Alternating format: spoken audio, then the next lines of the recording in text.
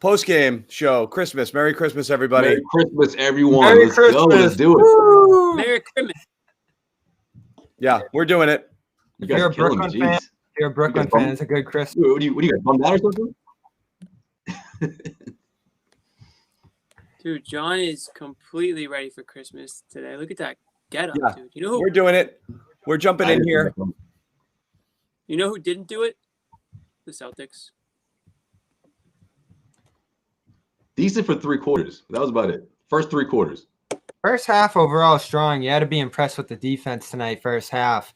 But as you see in your rotations against this Brooklyn team, I don't think any team in the NBA can keep up. I mean, they don't even use Timothy Luau, Jeff Green, some of the deeper guys on their bench. Kuruks, who was playing in garbage time. Those guys would be first bench guys off another team's bench. And you saw in that third quarter especially, they try to keep Jason Tatum out there with Peyton Pritchard, Semi Ojeleye, some of these bench guys who, did okay tonight, but you can't keep up with Jared Allen. Karis LeVert, I thought, was sensational tonight. And then when you start rotating back in Kyrie and Durant at their best as they were tonight, no one in. I just think this team's head and shoulders above anyone else in the league. Yeah, let's call this what it is, okay? End of the day, this was really good team against a pretty good team. Agreed. And that's it. But, John, with that being said, I was a little surprised that we didn't see this blowout happen way sooner. To the Celtics' credit, they stayed in it because of the defense. And I think that was a big addition, especially when you needed those stops. The second unit, Pritchard, man, those stops went a long way. That's fine, but momentum shift, John. But listen, offensively, though, the Celtics need to figure this thing out because 8 quarters, Jason Tatum's first 8 quarters of the season, he hasn't seen the free throw line. What's going on there? That's a huge What's stat. going on there, guys? How does Semi Ojeleye have more free throws than not aggressive? He's not playing aggressive. We texted at the beginning of the game. This is driving me crazy. What does Jason Tatum even start for? He doesn't. They don't run anything through him. He goes through the first 6-minute rotation every time without any points. Okay, and then he goes to the bench. They're only down 4. Tatum hadn't scored in the first quarter. It's unbelievable. This happens a ton. Yeah, it's ridiculous. And there was no way you're going to beat the Brooklyn Nets without getting Tatum to the free throw line. I mean, that should be a must. That should be a given. What is it, guys? I mean, maybe we could figure this thing out in the next 10 minutes or so. Why isn't Tatum? I mean, okay, you say he's not aggressive enough, but there were a couple of instances where he got to the hoop, he got to the rim. I would say maybe I saw 2 no calls. I'll give him that. But that's it. I saw 2 no calls. It wasn't like he was getting slapped around and the refs were refusing to give it to him. Yeah, it's I mean, we got to get into this in a minute because this is gonna be a problem. But apparently, the Tice seal is illegal, which means those are like. I was gonna bring that up. That's like 10 points a game here for Tatum. I want to get into that because honestly, that was like the biggest development. If that Tice seal is gone. That's I tweeted this, but that's half his value, and that's a ton of easy buckets for Tatum. They rely on that. They teach it. They coach it. Can you explain that rule, John? Because I don't understand it. Both him and Thompson got called for it. Okay, they called it a moving screen, right? They called it an illegal screen. I feel like that's what it is, as the letter of the law goes. I always thought you can't box someone out while a screen's. But it's not though, because you're technically in offensive position. Yeah. You could theoretically. It's no different than posting up. You're getting position on a guy. Mm-hmm. If you give Tice the ball there, that's okay. So they just call it because it looks like a screen because the guy is flying by. But at the end of the day, Tice could absolutely seal off his man rolling to the basket, keep him away from him, and catch a pass. So that's tough for Tatum. It's a ridiculous call. It's not moving; it's gaining position. Okay, plus he's not facing him either. It's his back to the. It's not facing him. It's creating position. Like I said, you could easily dump that off to Tice, and he gets a layup. That's good. That's good basketball. You've gained position on your guy, but somebody clearly that to me screams of. Somebody whispered to the refs beforehand, hey, watch this. They do it a lot because they called it on Thompson and then they called it on Tyson. That's why Brad lost his mind and basically fought that tech. He worked for it. He's like, nope, and he just yelled the whole time. That was just a really surprising just call. I think I have it. You guys want to watch it? Yeah. I'm going to put it up on the screen here. Tyson Thompson. Okay, here it is. I'm going to put it up. Okay, so here we go. Ice one was the worst one. Pretty And brutal. his feet are planted. It's not like he's rumming, you know?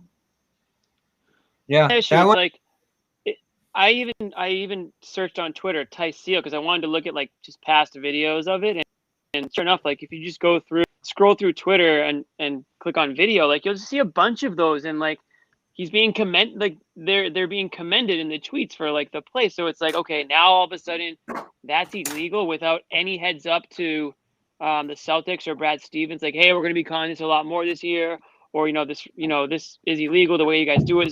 This is the way you should be doing it. Like that, I can imagine why Brad Stevens was so pissed off at that, because all of a sudden it's an issue. Like it's never been an issue before. And like John said, well, that's half of Tice's value right there. If you're gonna all of a sudden just that's against the rules, well, I mean that's a huge that changes everything on the way that they do things. So And I mean Kyrie, that's of gonna be all a problem. people, knows exactly how big that is because he used to help him out a bit. Yeah, those maybe sort it of was like, skills, you know? that was both of those were on Tatum drives, which is a Yeah. killer right there. The Nets are Well, smart. no, I mean because he used to play. He knows the Celtics. Yeah. But that could easily be Kyrie being like, "Hey, the bigs get away with this stuff." Like I don't know, but that to That's me what I'm getting smacks at, of somebody. That's a classic. So someone Keep an eye out for this because they called it twice early, which you'd never see. we assume someone did that on the other side. And if that's the case, it's just another example. This Nets team was pigeonholed, maybe rightfully so, for Kyrie, Durant's injury concerns, the coach. Well, it seems like all three of those have gone the other way with that group in a way that I'm not the biggest Nets fan in the world. I don't love those two players, but I've just been pushing them so hard because I feel like the perception against them has gone so far the other way into this year, where they were ranked 7th seed by some, and still, like someone in the East is going to have to prove to me that they can touch this team. I don't think Philly can do it. I don't think Miami can do it the way it looks right now. Durant has to stay stable all year. It's a tight, condensed schedule, so that could be the one thing that works against them. But if you're a Celtics fan coming out of this one, you're like, I see people in the comments trade for Harden. Oh, we got to pull the plug. Forget that. You're not in a better place than any other. Or, I mean, you're not in a worse place than any other East team. It's not. It's just, and I actually do think Miami absolutely can compete. I'm looking at that team now, and especially, watching Duncan Robinson, you're looking at another year of development from Hero, another year of development from Adebayo. I think they've got 3-4 guys on the way up in addition to already that kind of core around Butler and Dragic. You know what you're going to get out of him. I mean, I look at that team and I'm like, I want that guy. I want that guy. I want that guy. I want that guy. They're loaded with them. And then you got Precious. Oh, Precious. We were talking about Precious during the draft, so it is what it is there. And I think that team is good, but this was the Celtics we talked about that drop, okay, before the season. And again, this isn't, after Milwaukee, they thought they were great. And then after Brooklyn, we're going to bury them. It just does feel that they are in that second tier. And certainly will live there for a while until Kemba gets back. And then if Kemba comes back and he's the guy again, then it's fine. Things start to fall into place. You have a third person who can score. But holy wow, that's a really challenged lineup when Tatum and Brown are not both on the floor at the same time. That's really hard to get buckets for this team. Well, even Doris Burke pretty much said that. She was like, well, when, Tatum or Brown's out, it's like they're looking at Teague to be the guy who is going to sort of pick up the slack a little bit on That's offense. true, Jimmy. How'd Teague do today, man? He had a good game, right? Teague had a tough one today, but that's the problem with the Celtics team is like, okay, the stars came out to play today in Brooklyn, and that's great. And that they kind of made up for. Listen, the Nets have way more depth than the Celtics do, but you didn't really see a ton of that today. But when Kyrie and KD were out to start the fourth, you saw that depth come into play in that early fourth quarter for the Nets. They extended the lead on the Celtics in that fourth quarter, kind of put it out of range. And when you're the Celtics and Jason Tatum and Jaylen Brown aren't combining for 60, there wasn't anybody else today, really. I mean, Marcus Smart had a couple, but there wasn't anybody else today that really stepped up. And like that's unfortunately, I think, going to be the theme until Kemba Walker comes back. These guys just aren't deep enough past Jaylen Brown and Jason Tatum to compete with the team. I mean, the Nets are an extreme example because they might be the best team in the East. But you can talk about the Heat. I mean, we're going to find out how they compare with the Pacers here. Some of the better teams, are they deep enough on the offensive end to go, basket for basket? I don't know. I mean, better question that. Oh, sorry. Go ahead. No, you go. I was about to ramble, so I'm glad you cut me off. I was gonna say, I think the better question to ask is, do the Celtics have the weapons to become a better offensive team? Without Kemba. Okay, let's just forget about Kemba for a second. Right? Remember when the season started? No. I said the Celtics need to go into the season and just go into it without like thinking about Kemba's comeback, because it's gonna take a while. It's gonna take longer than I think any of us really realize at this point. But the offensive weapons that the Celtics have, whether we're talking about Jeff Teague, who of course showed you that he's not going to be able to put up 19 every single night. It looked great in the home opener, but we don't know what's going to happen moving forward. I do think he'll be a consistent scorer, but of course today that wasn't happening. But to the Celtics' credit, though, the defense, that second unit kept them in it, and that game could have gotten away from him. The biggest reason why was Karis LeVert. Now, when Karis LeVert gets hot and he gets caught in a switch, Grant Williams gets caught in a switch and he's guarding LeVert at the top of the key, you have issues. That's a problem. And I think someone like Grant Williams, Brad Stevens has to find a way to make him more productive on offense, because they're going to need all of those points. Wait, how do you make him more productive on offense? It's like saying, can you make him taller? Like, I mean, no, exactly, but you are who you are. Yeah, but John, they are who they are. It's about setting him up, not just having him as a second option in the corner to pop a three when the play breaks down. That's what he does out there offensively. What else is he doing besides setting screens and trying to get putbacks? So the problem, Josue, is the area he thrived in. They couldn't even get layups to fall, guys. Jared Allen struck fear in so many Celtics players. How many layups did Javonte Green miss, or Pritchard, or other guys? Josue, the problem with him is that, and this is why I had some doubts about him out of the draft, is that area he thrived in college, that 12-foot range. Who we talking about? Talking about Grant. My problems with him is that he's undersized and he's undersized and slow. Like, he was an elite post-up player in college, and that's just not available to him in the NBA. But this is another but we level. had to know that. Yeah, exactly. Of course. He's undersized and unathletic. I mean, yeah, He was great in college too. You don't think he could be a poor man's Draymond Green? No, I do. Very poor. Very poor. We'll see. It'll take time. It'll take time. He's going to have to. What I'm saying, Josue, is that what he did before isn't what he'll be great with now. Like, he's got to be able to adjust and change his game and grow in a different way. Face up, maybe beating guys off the dribble. Guys, if we're talking about the need for Grant Williams to develop as a key to this Celtics team, well, it's just one among many. We said this at the beginning of the year. Who else are we talking about here? Teague? Outside of Teague, who so there's no more Teague apology anymore. Listen, it's very interesting that Pritchard passed Teague on the depth chart in a game. There's a reason I didn't apologize to you guys. Well, remember that, because you're gonna have to apologize for this. How about Semi? Semi looked great. I'll apologize for Semi. No, I won't. I don't got it. It's way too soon for that. Way too soon. Listen, John, what John's at least he's saying not scared of Jared Allen like everyone else was. Jeez. What John's saying about what you guys are saying about Grant is what we've been saying all offseason, is that like the depth of this team, the bench, the young guys aren't there yet.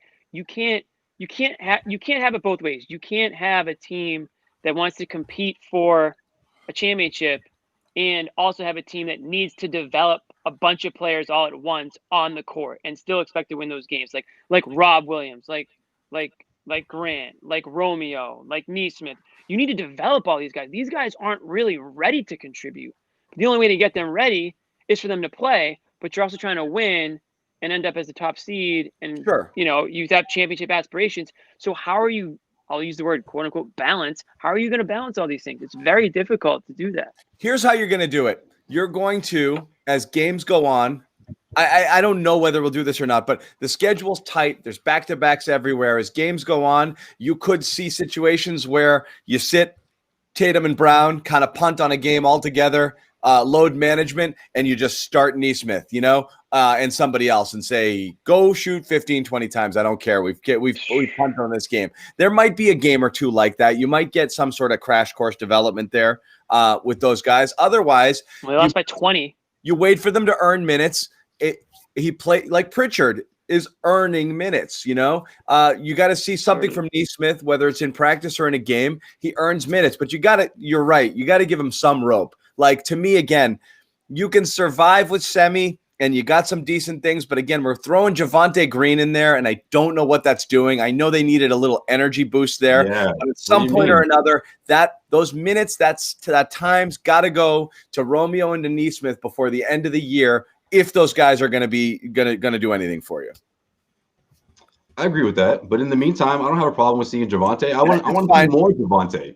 You know, that athleticism, that energy, that keep this offense going. When it gets stagnant, it gets really scary with the Celtics, especially in that second unit, especially if Tatum or one of those guys, Tatum or Brown, isn't on the floor with them. Man, I'll tell you what, it's tough for the Celtics right now without both Tatum and Brown on the court at the same time. I mean, I know that they showed out, they played well, stepped up against the Bucks, and that's great. But today kind of brings you back down to earth a little bit. I mean, you don't want to get too high after the win against the Bucks. You probably don't want to get too low after a loss against the Nets. It's probably somewhere in between those two is where this That's a team great is at. point, Jimmy. And like that's kind of where I am with these guys. I mean, they're about to play. Is it 2 in Indy or with Indy? Back to back. It's the Miles Turner showcase. Yeah, so I'm interested to see that because I actually think that's going to be a ton of fun because we're just going to be like, that's exactly what it is. I really hope for a Bobby apology cam by the end of that second game. I'm going to tell you when we come out of that game, we're going to be saying. So here's my prediction that I'll apologize for after those two games. I think we're going to unequivocally come out of those two games and say I think I would have rather had Turner than Thompson. Well, I hope. That's my opinion. And it's not because we don't like Thompson. It's just that's who he is. Great energy guy. You see what he can do. But every single time he tried to score, like on purpose, it didn't go well, like where he tried to put a move on or do something. He's just like when he does that putback, when he plants both of his feet, is okay, now he wants to score. Yeah, that's it. What are we drinking tonight, boys? I'm on a margarita right now, actually. I've moved to the margarita portion of the night. I started with mimosas, slowly transitioned to margaritas, and the way the Celtics game went, I kept pouring them. So yeah, you had garbage time though. Take some extra sips, Bobby. Yeah, what do you got? I actually missed the last couple of minutes just pouring another one before the show. I was like, I'm not going to miss anything that I want to see here, so I'm out on this game. I've gone white. I'm in the White Russian portion of the night. And as I predicted after our Celtics Bucks game, it was good that my little cousins weren't around because I did say some mean things to the television screen that I wouldn't want them to hear. Called it, didn't you? I did. Threw a few things, threw a few gifts at the tree, but we're moving on. It's 1 of 72. Just one. Jimmy, game. for once, I love your take. You're moving on, but it is sobering, because it's like for sure. They hung in there for a half, and it was like, okay, I guess our preseason fears were unfounded. Then in the third quarter, when they can't score and KD's like, oh, wait a second, I'm really good at basketball, things got really ugly there. So let me put this in some context. I'm getting killed on Twitter for saying the Celtics window's closed this year and the Nets are unstoppable. If you're Boston, you can't stop the fact that Kyrie Irving and KD want to go to Brooklyn, and they got the benefit of the doubt of that, and it looks like they've built a super team out of that. So all you can kind of do is handle yourself in this situation. It looks like you're a little bit over the Bucks if you play like that against them, and you can feasibly beat anyone else playing at your best. But for right now, unless Brooklyn sustains an injury, it feels like them, and we'll see how everybody else looks against them, but it's just Brooklyn at the top of that conference. So you don't have to feel too bad if you're Boston coming out of this that you don't stack up against them. We've seen 3 teams, unfortunately Boston being 2 of those teams, just blown away by this squad, and Kyrie and KD able to get whatever they want, but Brooklyn Kyrie also able to 37 friggin' points on there. And it's not even that. These other guys get perfect shots. The way that Kyrie and KD draw the offense up with that high screen action like this. Am I crazy, guys? Because the way people are coming at me on Twitter, I feel like I'm losing my mind right now. But this is one of the best teams I've ever seen. I think it's my fault because that's a little much. That's a crazy. Yeah, let's rein it in a little bit there. We're only 2 games in. I mean, listen. I'm just saying 1 to 11. They're insane. Well, Kyrie, the way Kyrie's playing, I mean, to start the year, I mean, sure, they could rip off 20 straight wins, right, with him and Durant, as long as they stay healthy. I'm not willing to say they're one of the best teams of all time. I need to see a little bit more from the supporting cast. But listen, they're the real deal. I mean, it was I think Celtics fans' biggest fear going into this is that Kevin Durant would kind of pick up right where he left off, and there wouldn't be any sort of running up to comfortability. That's what we said after the first game was like, oh boy, that was wrong. Like, again, Yeah. no, I mean, like, as we said, the amount of people who come back from Achilles injuries in the history of the NBA and are the same or better is zero. And Kevin Durant, we looked at it tonight. He does look a tad slow on D, but that could be conditioning. That could be the fact that just Jalen is much, much, much faster than he is at this point in his career, and he's able to get around him. But, there were a couple times Jalen had him on a string or went around him, got him up Jalen in had the a air. good game. Yeah. So he played a good game, but Durant he's the same friggin' guy. He just scores at will. It's just nothing you can do there. Yeah. So again, we talked about this after the first game. I've seen this battle on Twitter a little bit. If you're a Jason Tatum guy, which everybody is, you're a Jason Tatum guy, meaning you believe he's going to be a top 5, 6, 7 NBA player, which is where Kevin Durant currently is. And again, we talk about this enormous gulf between these two guys when they're head to head. Okay. Tatum doesn't do any of the things that Durant does or that you want him to do in a game. Like, he didn't do any of the things that Durant did. Not that he doesn't. We've seen him do it, and we've seen him take it. I still think I'm with Jimmy that's unfair to hold him to that standard. But that is the standard. People put him there. The thing is, you can sit there and be a Tatum guy and say he's the best player, and he's already top 10 or he's knocking on the door, but you can't also say it's not fair to compare him to Durant. He's either getting there or he's not. There's a big gap between. Or he's either 11 getting and 1. close to there or he's not. Well, what it shows is that gap between 11 and 1. Durant could feasibly be the best player in the league this year. Yeah, and Tatum's 11, which is what Jokic, Joel Embiid, these guys who are great, phenomenal franchise leaders, players anyone would want to start their franchise with, but haven't pushed them to the NBA Finals yet, haven't gotten past that hump. And that's what we see with Tatum. Like, Durant has honed himself over years and years and years to be able to shoot over anybody in that pull-up 2. I know, but we got to get back to Tatum here. He has to be able to get buckets at will. He has to be. But he has to be able to get his shot off. He has to recognize double teams. He has to recognize when he can be aggressive. He has to get to the hole. He can't sometimes do it, sometimes not. He has to just be a scorer all the time. Jimmy, who are you texting here, buddy? For this team, I actually literally just tweeted out our link since nobody else did it that I could find on our YouTube link. So I wanted to make sure the good people who aren't watching right now could see it. Gotcha. So I had to do that. Yeah. And I actually think it was I hear what you're saying.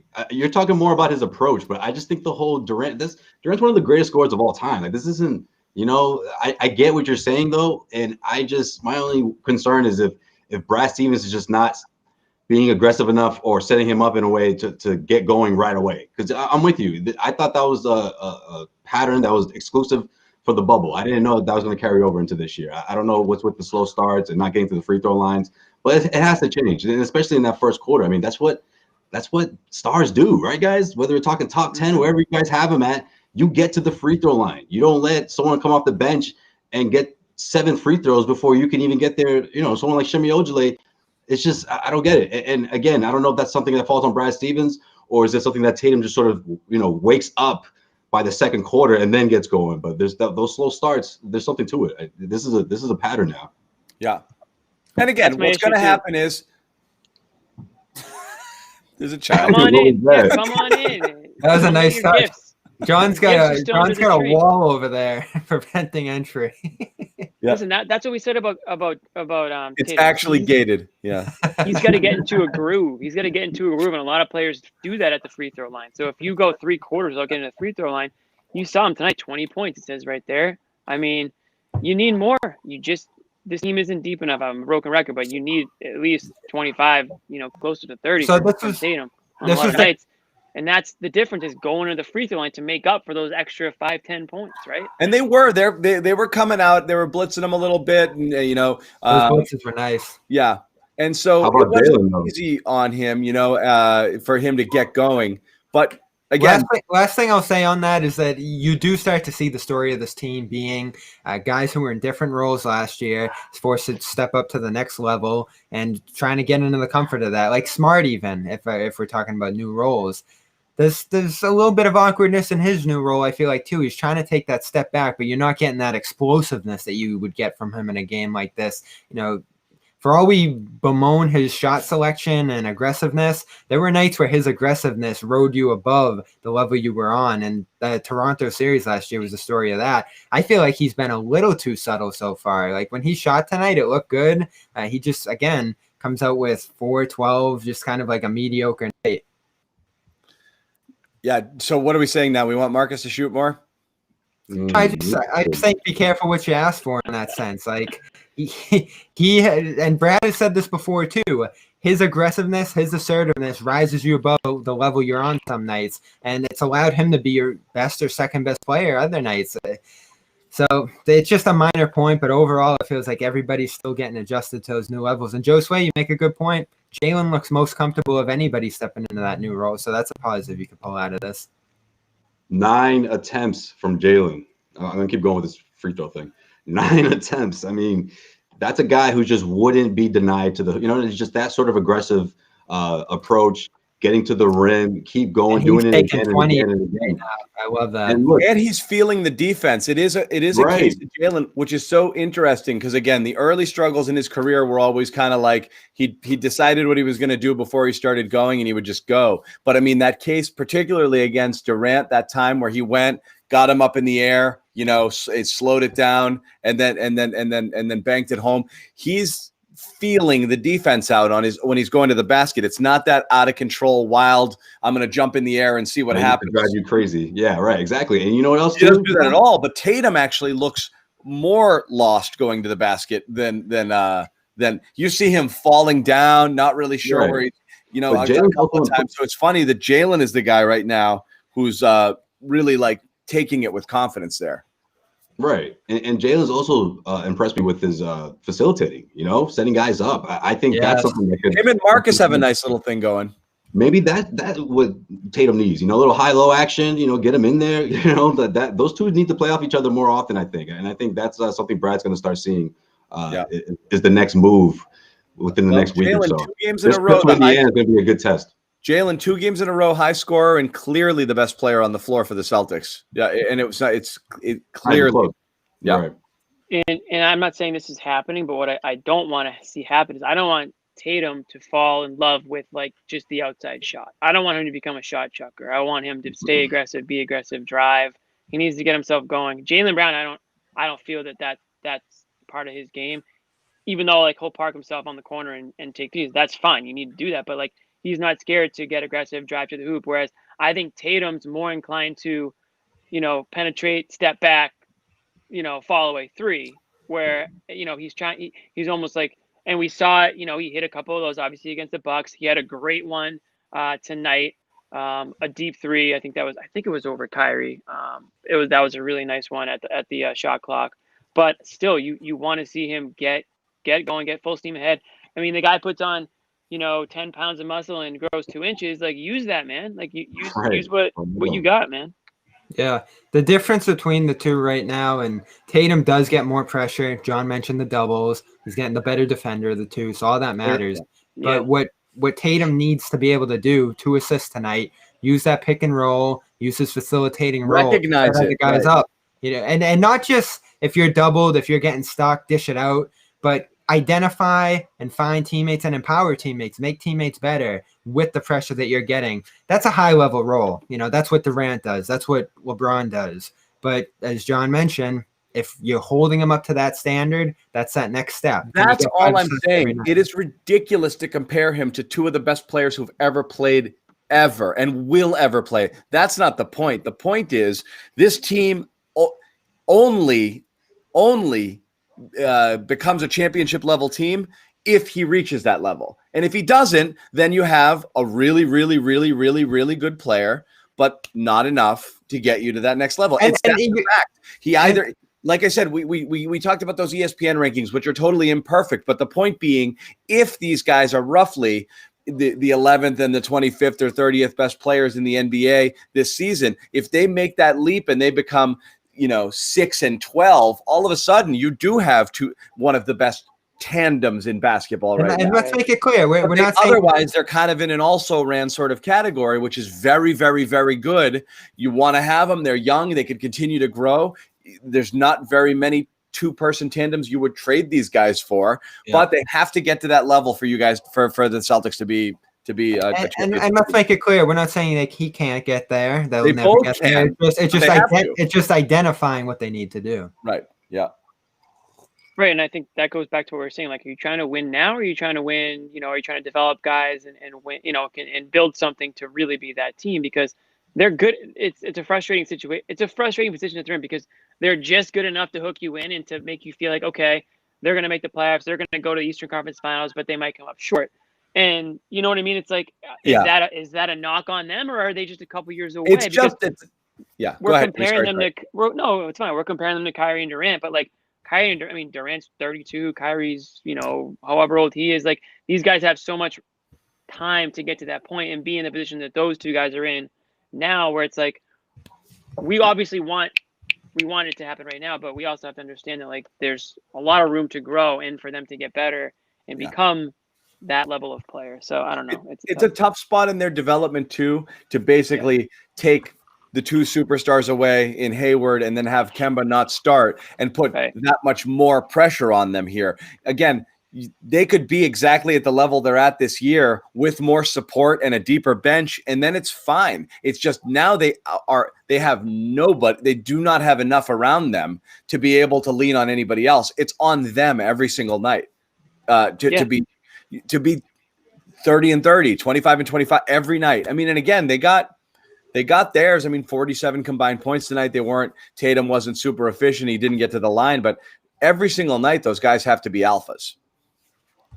Yeah. And it may or may not catch up to them at some point in the season. If you don't have Kemba coming back and giving you something, if you don't have Smart contributing, if Teague can't give you some instant offense here and there, and if any of these young guys don't sort of step up into some sort of complementary role, not asking them to give you 20 points a night, but I mean, a guy like Tyce Thompson, for example, those guys, you should be able to rely on double-digit points. And then somebody has to step up, whether it's Romeo when he comes back, whether it seems like Pritchard has, a lot of Brad Stevens' confidence. Somebody has to sort of fill the gaps there. And if they don't, then you get a score like you do tonight. Yeah. So we did say we're gonna keep it short. It's Christmas. Everybody, we've got the Grinch stole Christmas tonight. The Grinch stole Christmas. Yeah, we've got families. We've got stuff to do. Everyone's going to be with theirs, so we're going to cut it short. It isn't. So we now have these tale of two games, which is fine. Milwaukee was a surprising win, and this was a very disappointing loss. But the back-to-back with Indiana is very interesting because, again, if you're going to look and say Brooklyn's clearly the cream of the crop, and it might be Brooklyn and Miami with that next tier coming in, we'll see where the Celtics fall there. Indiana's kind of more in that like 5-6 range, and so you go head-to-head with them twice in a row, you're going to have an idea where you stand today against those teams. And again, it's early in the season, but you do have back-to-back games where you're going to stack up against a team that's kind of right now the NBA's middle class. So I would say the Eastern Conference kind of middle class playoff caliber team. And if they come away from those 2 L's, 2 W's, you might have a different vibe for this team. So that's going to tell you a little bit about them. You got Sunday and then coming back on Tuesday. So I am super interested to see it. I am super interested to see Miles Turner versus Tristan. That's going to be a lot of fun. Tristan Thompson, man. This is the showdown. Yeah. Bobby is going to be on his knees praying that Thompson can have an effective game or two against Miles Turner. Josue, what are you wearing today? Legends. I got the red Hawthorne hoodie this time. Seriously, how many do you have? He just has boxes and boxes. He just wears the same one. Yeah. No, I got I just like shut up, Jimmy. It's just a filter. I'm just changing the color every single time. Yeah.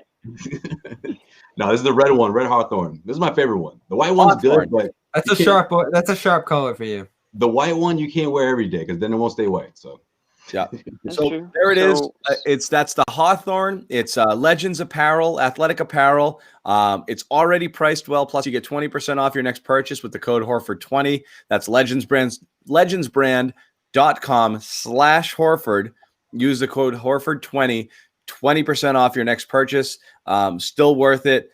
Great deal. Running through the holidays. Get it while you can. Super comfy stuff. It's literally all that Josue wears. It's actually.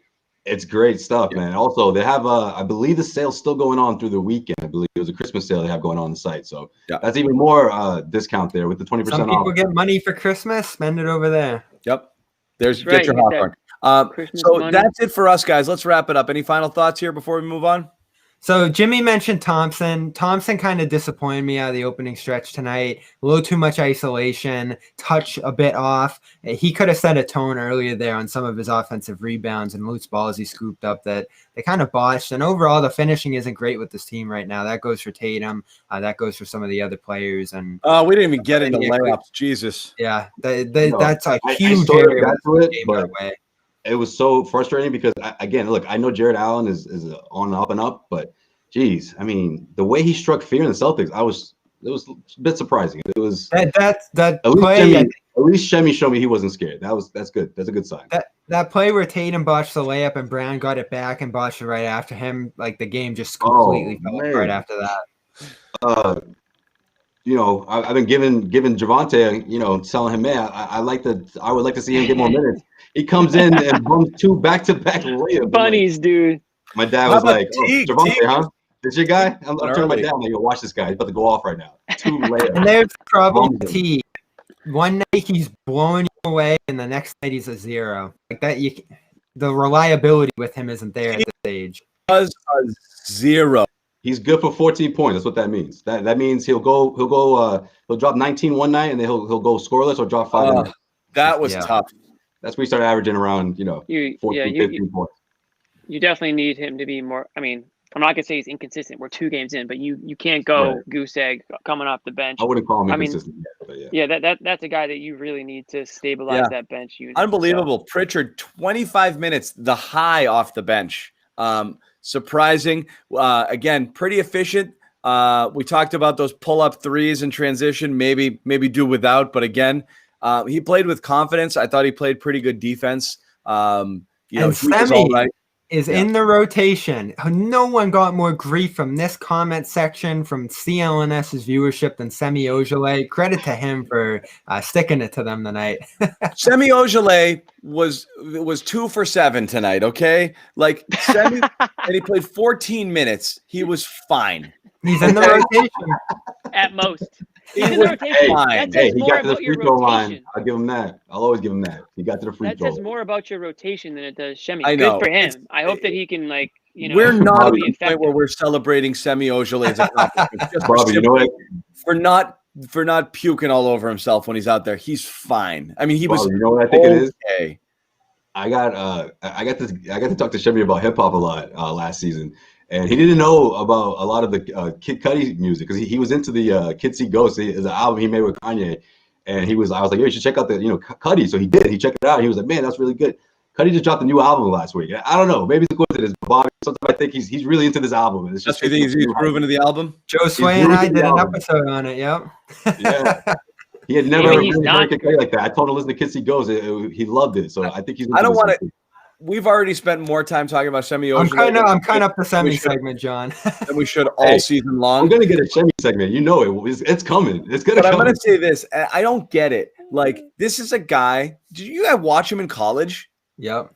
He was super athletic, and he could finish. He was a power. He could throw down. He can barely get over the rim now. I don't understand it. Every time he goes to the basket, there's guys in his face and he can't get up and over them. He went to dunk today and the rim's here and his hand's just there. Like, where did that go? I don't understand it. Like, I actually like the dunk tonight. It was through a couple of guys, and that's the difference. I swear he's either something he's doing that's neutralizing his athleticism, or it's left his body. He's more athletic than that. He should be more of a presence physically. I think he needs TB12 center. I think he needs a little bit more pliability, a little bit of stretch, some band work, because the strength is there. But if his stretching isn't quite there, then maybe he can't rotate the arm as high. This is the most strength and conditioning talk we've ever had on the show. I think he needs to get in touch with TB12.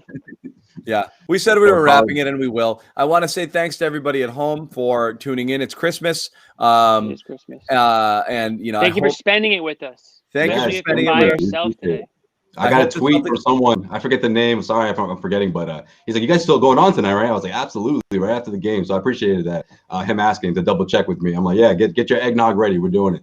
John, you got any good questions? We got any good questions? Cheers to all of you guys. Everyone wants Brad fired, I think. Yeah, and we're still soft on Danny. I mean, there's just a meltdown in the comments. Christmas. Yeah. Christmas, Hey, it'll get better. Trade Smart, Williams, and Kemba. The schedule ahead is an opportunity to rack up some wins here. The Celtics are better than a lot of these teams coming up, so it softens up just a little bit. Brooklyn is a stunning revelation for a lot of teams out there that thought they could contend, I'd say. So we'll keep an eye on them. I think they could rip off a dozen plus wins to start this year and make a statement. Yeah. Yeah. Really? I mean, I think after the Pacers, it definitely eases up a bit. You got Memphis. You got Detroit in there. You know, that's 2 Detroit games. Those are winnable games. You know, it's not going to be easy, though, because I think these back-to-backs, I think it's easy to assume that even if it's a lesser team, that the Celtics could go in there and get 2 wins real quick. But it's hard. You know, you guys know how often do the Celtics or most teams that you see them split those games, because it's just what happens when you've seen a team 2 days before and you play them again. So, you know what? Jimmy, I'm going to ask you this. Yeah. I think 51 in a normal schedule was the over-under for this team this year. A couple games in, you got them over, you got them under that. 51 and in a regular 21? season. 51 and 51 and 21? That would be 50. We're not good with math here. 51 and 31, that would be. The reason why we're all writers. No, they got 72 games, right? No, I'm saying it was the equivalent of 51 wins in a normal season. Yeah. I love this comment. Doesn't make any sense. Welcome to the first show. 51. 44. 44 is the number for 72. Someone just commented it. 44. That's 44, 54. That's pretty fair. I mean, it's pretty fair. I think it depends on when Kemba comes back. It'll be lower if it's mid-February to March when Kemba comes back, that's probably lower. Or if it's March. I mean, it honestly might even be March before he comes back. So let me ask you. Let me throw one thing out here. This comment makes me think about it. When we talk about Tatum, it's always hard to put your finger on Tatum and what it is you see on these games where you're like, he just doesn't have it. And this comment makes me think about it, and it kind of articulates it. It does look at times that the game is effortful for him, and sometimes it's effortless. You know what I mean? Mm-hmm. Like, there are times where it comes and flows easy, and you're like, oh, man, it's just coursing through his veins. And there's others where it just looks like he's struggling to do almost everything, you know? And that's what this felt like tonight. And again, maybe credit to the Nets for some of what they were doing on him, but sometimes it does look like he's trying really hard and it's not working. Yeah, that's why I think this road trip maybe after Indiana I think the Indiana is going to be a great test because of the matchup reasons. You know, I think TJ Warren, their wings, you know, Sabonis, this guys that's a really tough matchup for the Celtics front court. And I think it's a great test to see Tatum bounce back. I do think there's a lot to them playing Brooklyn, though. I just think defensively they really know how to defend Tatum. They did an incredible job, John. I know I gave them a lot of grief for that free throw line. That's what he said. They made it hard for him. He wasn't as aggressive. There are times where he shies away. He starts going for the threes, those step backs, and some of them look incredible. One of them went right over Durant, and you know, when that goes in, it's great. But when they're not, he has to figure out other ways to be productive scoring wise because the team needs it.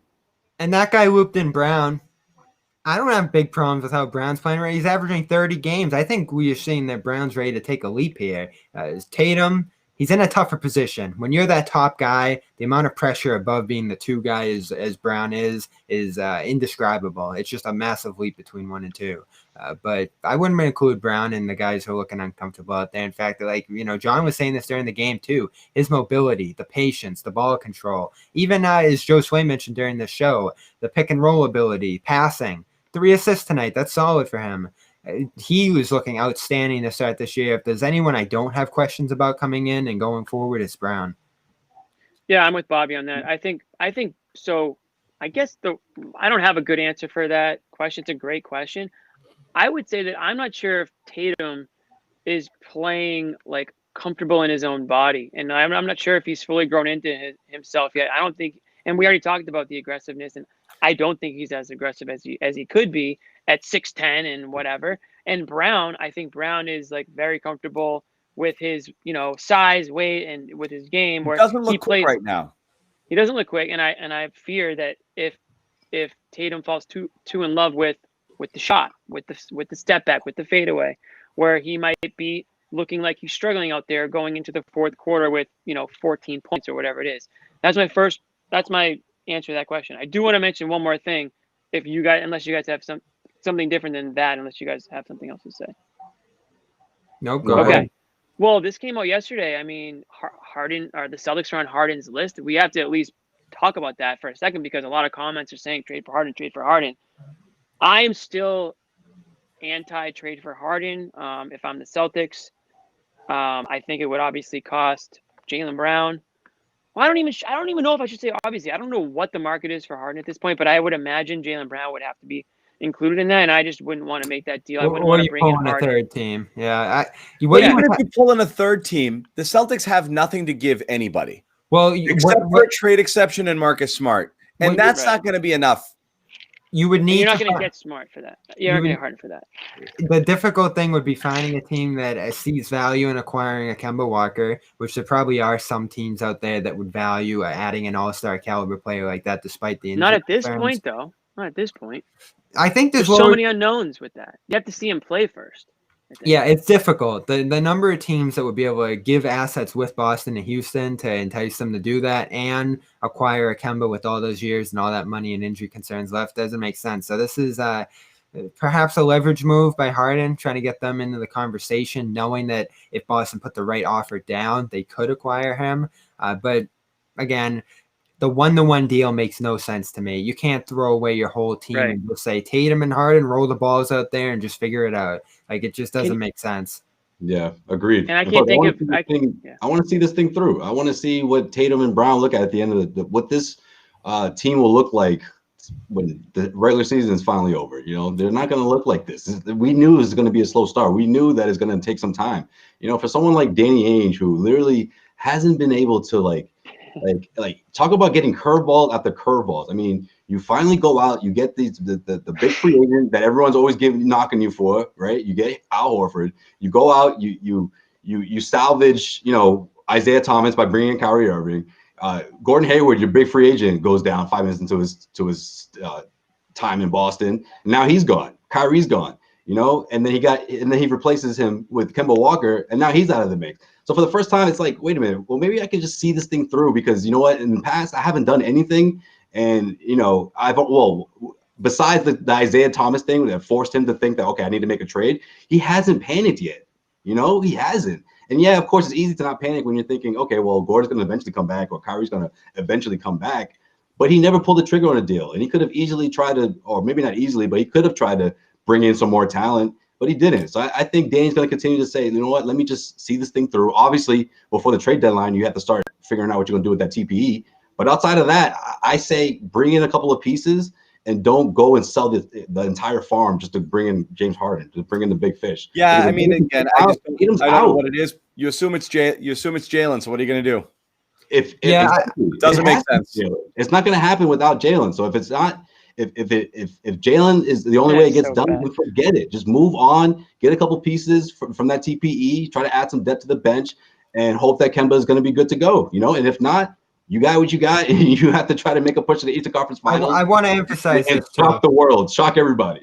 I want to emphasize this too. All the stuff we said about Harden for weeks now is valid. Why would you want to get into that? Why would you want to undermine your front office and everything else he's done in his years there? And the despicable way he's carried himself the last few weeks, that undermines it too. If we're talking about a stable star, it's a different story. I don't think you can you turn your nose to talent, but there's talent that undermines. And we saw that in 2019. And now that they finally fixed that part of this team, you're not going to go back the other way just for talent. It's probably a lesson learned to some degree there on Ainge's end.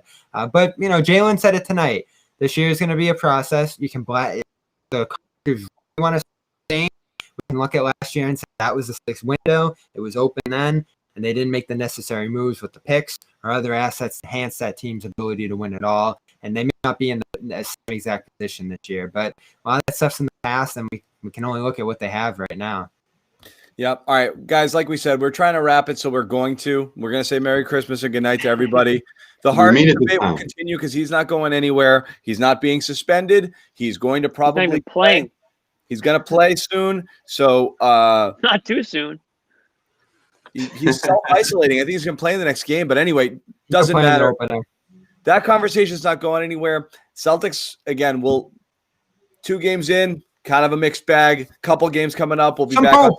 Sunday Hey, night. let's not throw what happened on opening night out the window. There was some hope there. I know, but it's so hard to say goodbye. So we're just going to have to do it, okay? But wait, we are gonna be back for one of the Pacers games, or both, or what? The plan is here every night, whether it's The this next whole game crew, is Sunday night. mix and match, series of parts, 30 minutes, 45. We went an hour 20 last time, but it was the opener. In some form or another, we will be back. So tune in, subscribe to our YouTube channels, both this, depending which one you're on right now, but the main channel and our Celtics exclusive channel for this stuff, Garden Report cut-ups, press conferences, all of our Celtics podcasts, which include multiple people who you see on the screen here. Bobby Manning with Dome Theory, Josue Pavon with Causeway Street.